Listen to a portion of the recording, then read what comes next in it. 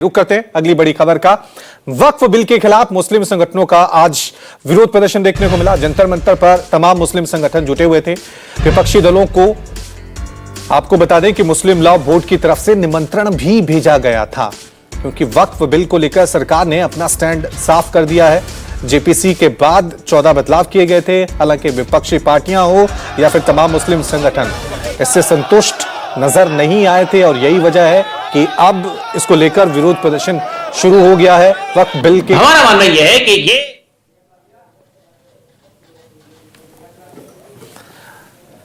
तो आप देख सकते हैं किस तरह से जंतर मंतर पर विरोध प्रदर्शन आज वक्फ बिल को लेकर तमाम मुस्लिम संगठनों ने किया और विपक्ष को भी निमंत्रण भेजा गया था।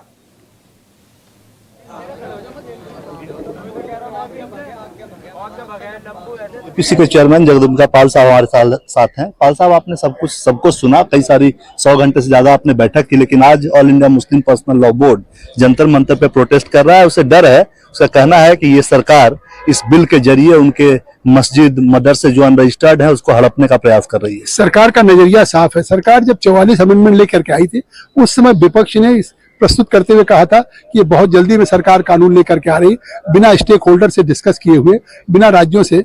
तो उस समय किरण रिजिजू जी खड़े होकर के उन्होंने कहा स्पीकर साहब से कि साहब इसको ज्वाइंट पार्लियामेंट्री कमेटी को दे दिया जाए, जिससे सभी स्टेक होल्डर से राज्यों में या स्टेट गवर्नमेंट के साथ या सभी संगठनों के साथ बातचीत करके हम एक डिटेल डिलिब्रेशन और एग्जॉस्टिव डिस्कशन के बाद लाना चाहते हैं। 6 महीने हमने किया, 118 घंटे बैठके की, 38 बैठकें यहाँ किया, महाराष्ट्र में, गुजरात में, तमिलनाडु में, कर्नाटका में, तेलंगाना, आसाम, उड़ीसा, बंगाल, यूपी, बिहार गए, हजारों डेलीगेशन से मिले। बेहतरी के लिए वक्फ का जो अभी प्रॉपर्टी खुर्द-बुर्द हो रही है, वक्फ के जो अभी उसका फायदा गरीब मुसलमान पसमानदा को नहीं मिल रहा, उसके लिए सरकार कानून ला रही, स्टेक होल्डर से बात करने भी ला रही। आज ये फिर विपक्ष मुस्लिम पर्सनल लॉ बोर्ड, जिसको हमने 4 घंटा सुना, इन विपक्ष के जिसके हमने सबके अपनी रिपोर्ट में डिसेंट नोट लगाया है, इससे बड़ा लोकतंत्र में कानून बनाने का क्या तरीका हो सकता कि जो आपने डिसेंट भी दिया है उसको भी हमने रिपोर्ट में लगाया है और वो भी रिपोर्ट का पार्ट है, आप पढ़ सकते हैं। पब्लिक, अब हमने प्रस्तुत कर दिया, पब्लिक डोमेन में है। लेकिन ये आज विरोध केवल विरोध के लिए विरोध हो रहा है, देश के अल्पसंख्यकों को गुमराह करने की कोशिश हो रही है। उनका जो डर है कि सरकार हड़प लेगी मस्जिद, 1 इंच कोई मस्जिद जाएगी न कब्रिस्तान जाएगा, मैं चुनौती देता हूँ। शुक्रिया आपका। धर्मेंद्र यादव समाजवादी पार्टी के सांसद मेरे साथ हैं। Sir, all India Muslim personal law board और हजारों मुसलमान जंतर मंतर पर प्रोटेस्ट कर रहे हैं। उनका ये कहना है कि सरकार नया वक्फ कानून लाकर उनके मदरसों पे, मस्जिद पे कब्जा कर लेगी जो रजिस्टर्ड नहीं। उनका सही मानना है और मैं नहीं समझता इस कानून में कोई संशोधन की जरूरत थी। सरकार की नीयत, सरकार की नीति किसी तरह से हमारे जो मुस्लिम भाई लोग हैं उनको जमीनों से बेदखल करने का षड्यंत्र है। उसी के तहत ये कानून लाया जा रहा है और इस कानून में सरकारी अधिकारी कर्मचारियों की दखलंदाजी लगातार बढ़ाई जा रही है, जिसकी कोई आवश्यकता नहीं थी। जब लोगों ने वक्फ किया है, जिस नियत से वक्फ किया है, जिस काम के लिए वक्फ की जमीन, वो लोग उसका उपयोग कर रहे हैं। सरकार को दखलंदाजी देने की जरूरत ही नहीं थी। सत्ता पक्ष आरोप लगा रहा है कि आप लोग आंदोलन को हाईजैक करके आंदोलन को क्यों हाईजैक करेंगे? मैं सत्ता पक्षी लोगों से कहूंगा कि आप ऐसा काम करो कि लोगों को आंदोलन की जरूरत ना पड़े। तो इस सवाल ये है कि लोगों को आंदोलन की जरूरत क्यों पड़ रही है, और अगर लोग आंदोलन करेंगे तो विपक्ष अपना जिम्मेदारी और कर्तव्य निभाएगा। क्या आपको लगता है कि ये जो बिल नया लाने की तैयारी है, संशोधन भी हुए, डिसेंट नोट भी अपोजिशन का उसमें लगा, लेकिन जो नया बिल आएगा वो जमीन कब्जाने के लिए ही है? 100% सरकार की नीयत खराब है। मुसलमान भाइयों को जमीनों से बेदखल करना चाहते हैं और इसीलिए समाजवादी पार्टी जब से ये बिल का इंट्रोडक्शन हुआ है या उसमें जेपीसी में गया, हर स्तर पर विरोध किया है। आज प्रोटेस्ट में भी हम लोग जाके विरोध करेंगे। शुक्रिया। कांग्रेस सांसद इमरान मसूद हमारे साथ हैं। सर, जिस तरीके से मुस्लिम पर्सनल लॉ बोर्ड धरना दे रहा है जंतर मंतर पर, क्या लगता है आपको कि मुस्लिम संगठनों को ऐसा लगता है कि सरकार जानबूझकर दखल देना चाहती है? नहीं लगता, क्या हो रहा है, लगता लगना तो तब होता है जब नहीं हो रहा है। सब हो रहा है, तरीका पड़ी के अंदर है, जो ड्राफ्ट लेकर आए हैं उसके अंदर सब कुछ है। और मैं भी जा रहा हूँ, जंतर मंतर जा रहे हैं और जावेद साहब जा रहे हैं। आप जेपीसी के नहीं रहेगा, क्या महसूस किया इस बात को कि जो अमेंडमेंट आपने दिया था उस अमेंडमेंट को जेपीसी के अध्यक्ष ने नकार दिया? पूरी तरह से नकार दिया। जेपीसी अध्यक्ष ने तो सब चीजों को बुलडोज कर दिया, छोड़ा कहाँ है।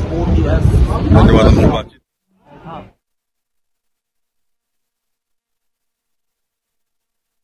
कुछ कह रहे हैं, सुन लेते हैं।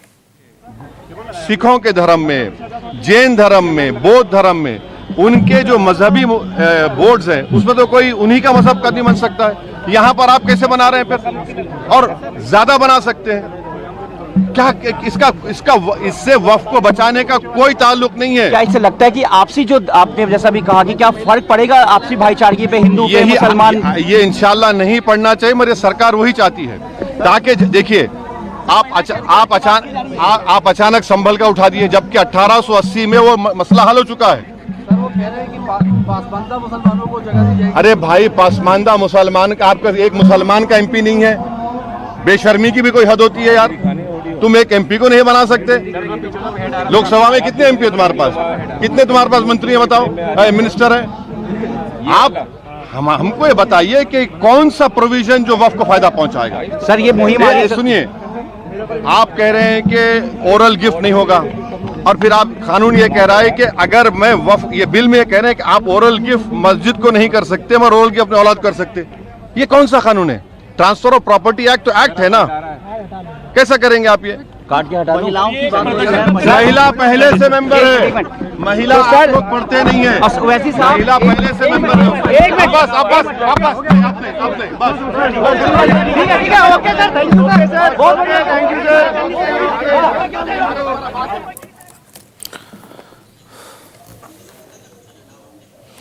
तो अब देख रहे हैं वक्फ संशोधन को लेकर किस तरह के रिएक्शन सामने आ रहे हैं। बीजेपी की तरफ से क्या रिएक्शन सामने आए वो भी सुन लीजिए। All India Muslim personal law board आज जंतर मंतर पर धरना दे रहा है वक्फ अमेंडमेंट बिल के विरोध में। संजय जायसवाल जो कि खुद ही जेपीसी के सदस्य थे, और संजय जी, आपको लगता है कि उनके अंदर अभी भी कुछ कंफ्यूजन है? कोई कंफ्यूजन नहीं है, कंफ्यूजन का कोई सवाल नहीं है, क्योंकि कानून बिल्कुल साफ कहता है कि वामसी पोर्टल में जितनी जमीनें हैं वह उस पर कोई विवाद नहीं है।